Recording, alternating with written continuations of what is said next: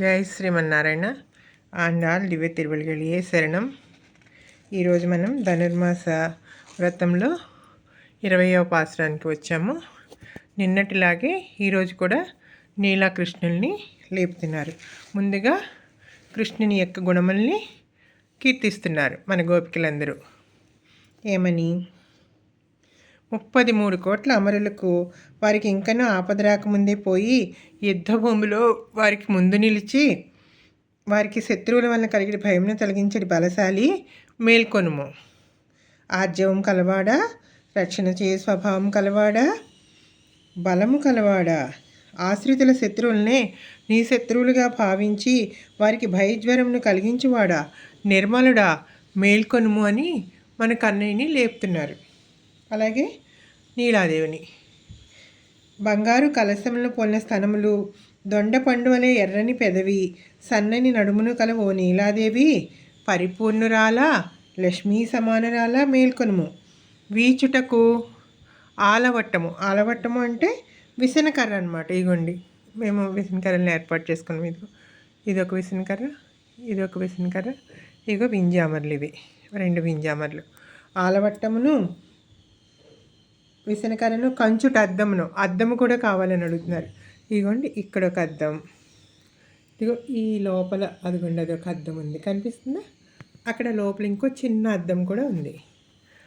అద్దము ఒసగి నీ వల్లభుడగు శ్రీకృష్ణునితో కలిసి మేము స్నానము చేయనట్లు చేయుము అని చెప్పి స్వామిని అమ్మని ఇద్దరిని కూడా మేల్కొలుపుతున్నారు.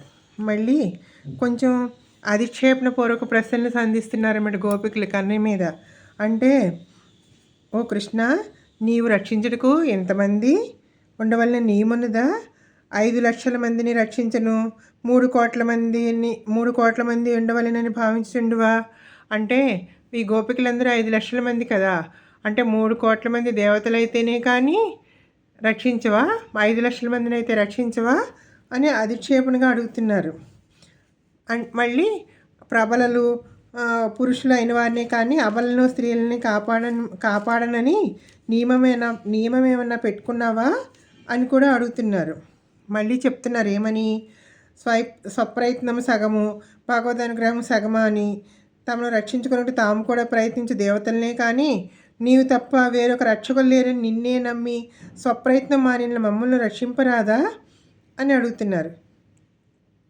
అమరులంటే వాళ్ళు స్వార్థబుద్ధితో మరణరాహిత్యమును అమృతమునకై యత్నించి చావు లేకుండా చేసుకొని వారికే కానీ మేము చనిపోయినను నీవు సుఖముగా నుండినా చాలునని నీ మంగళమును కోరేడు మాకు ఉపకరింపరాదా? నిన్ను ఆశ్రయించి వేరొక ఫలమును సాధించుకునేడు అమరులకే కానీ నీవే తప్ప వేరొక ఫలం అక్కర్లేదండి, అనన్య ప్రయోజనాలకు ఉపకరింపరాదా అని చెప్పి కన్నయ్యని అధిక్షేపణ పూర్వకంగా అడుగుతున్నారు.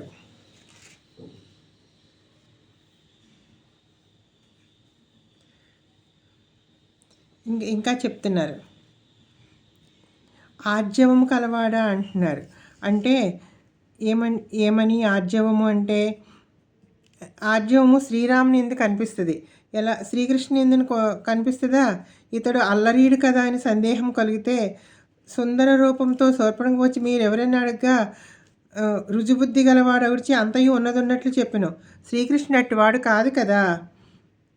అయినను ఇతన్ని ఆర్జవం కలవాడని గోపికలు సంబోధించుచున్నారంటే ద్రౌపది దృష్టాంతంను చూడవచ్చును. అలాగే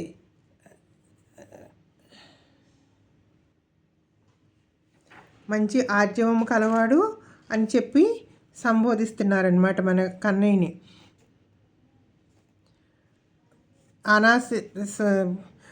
చెప్తున్నారు కన్నయ్య యొక్క గుణాలను చెప్తున్నారు. పాండవుల విషయంన ఆర్జవం కలవాడయ్యి కౌరవుల విషయంన 80 పవనుడై చక్రం పట్టనని చక్రం పట్టుట, పగల రాత్రిగా కనపడినట్లు చేయుట, అర్జునుని ప్రతిజ్ఞ కాపాడటం మున్నగినవి చేసినవాడు. అంటే మళ్ళీ ఇంకోటి కూడా చెప్తున్నారు, జీవాత్మలందరూ కన్నయ్య యొక్క అనుగ్రహము, అందరూ పరమాత్మని కలిగి ఉన్నవారే కదా. కన్నయ్యకు శత్రువులు ఏమిటంటే ఆశ్రితుల శత్రువులే తనకు శత్రువులట. రాయబారం చేయటానికి దుర్యోధను దగ్గరికి వెళ్ళినప్పుడు దుర్యోధను ఇంట కానీ భీష్మాదుల ఇంటి కానీ భోజనం చేయకుండా విదురుని ఇంటికి వెళ్ళి భోజనం చేసాను. అంటే ఎందుకు అలా చేసావు అంటే, నీతో నాకేం శత్రుత్వం ఉంది కృష్ణ అని దుర్యోధనుడు అడిగితే, నేను పాండవుల తరపున రాయబారిగా వచ్చాను, పాండవుల శత్రువులే నా శత్రువులు. అంటే స్వామి ఏంటంటే స్వామికి వేరేగా శత్రువులు ఎవరు ఉండరు. ఆశ్రితులని, తనను ఆశ్రయించిన వారిని ఎవరైతే ఇబ్బందులకు గురి చేస్తారో వాళ్ళ శత్రువులనే తన శత్రువులుగా భావిస్తాడట కన్నయ్య. అలాగే విసనకర్ర అద్దమును ఇచ్చి నీ ప్రియునితో స్నానమాడినట్లు చేయుము అని చెప్పి అడుగుతున్నారు. అంటే ఇది మనకి మార్గశీర్ష వ్రతానికి ఇంకో పేరేంటి, స్నాన వ్రతము. అంటే ఇక్కడ స్నానమే ప్రధానము. అంటే స్నానం చేయించాలి అమ్మని వేడుకుంటున్నారు. కన్నయ్యతో కలిపి మాకు స్నానం చేయించు తల్లి అని అడుగుతున్నారు. అంటే ఆ విరహంతో, కన్నయ్యని చూడలేకపోతున్నామనే విరహంతో వీరి శరీరాలన్నీ వేడెక్కిపోయాయట. అందుకని ఆ కన్నయ్యతో కలిపి చన్నటి స్నానం ఆడించు అని చెప్పి అడుగుతారు. స్నానం చేసిన తర్వాత వీచుకొని వారి తీర్చిదిద్దుకోవడానికి అద్దం కావాలి కదా, అలాగే స్నానం చేసిన వెంటనే చెమట పోస్తుంది కదా, ఆ చెమట పోనట్లు విసురుకోవడానికి విసనకర్రలు కావాలి అని చెప్పి అవి కూడా అనుగ్రహించవలసినది అని కోరుతున్నారు.